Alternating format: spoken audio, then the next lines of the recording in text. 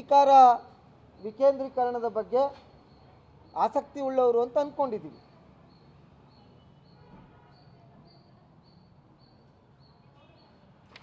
ಈಗ ಫೆಬ್ರವರಿ ಬಂದರೆ ಜಿಲ್ಲಾ ಪಂಚಾಯಿತಿ ತಾಲೂಕ್ ಪಂಚಾಯಿತಿ ಆಗಿ 5 ವರ್ಷ ಆಯಿತು.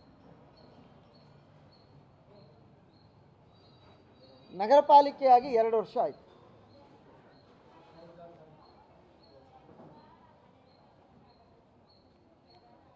ಇದ್ರ ಕಡೆ ಯಾಕೆ ಗಮನ ಹರಿಸಲಿಲ್ಲ? ಆಯಿತು, ಈ ಜಿಲ್ಲಾ ಪಂಚಾಯತಿನಲ್ಲಿ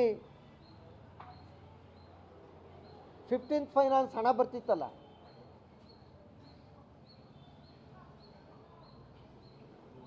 ಈ ರಾಜ್ಯಕ್ಕೆ ತಾಲೂಕ್ ಪಂಚಾಯತಿನಲ್ಲಿ 15th ಫೈನಾನ್ಸ್ ಹಣ ಬರ್ತಿತ್ತಲ್ಲ ಕೇಂದ್ರದಿಂದ,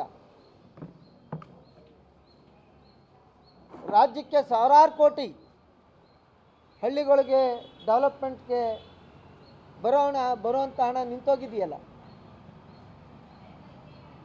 ಯಾರ ಲೋಪ ಇದು?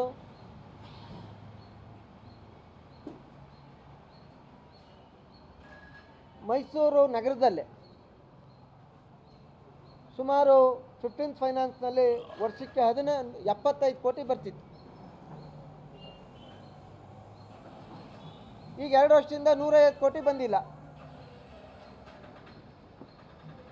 ಇನ್ನು 106 ಕೋಟಿ ಗುಂಡಿ ಮಚ್ಚಿರೋದು, ಕೆಲಸಗಳಾಗಿರುವಂಥದ್ದು ಬಿಲ್ ಆಗಿಲ್ಲ.